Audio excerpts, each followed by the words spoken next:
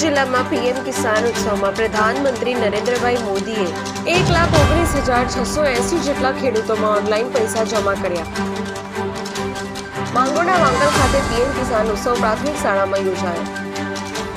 માંગરોળમાં 13,798 ખેડૂતોના ખાતામાં 2,000 રૂપિયા પ્રમાણે 2,75,16,000 રૂપિયા જમા કરાયા।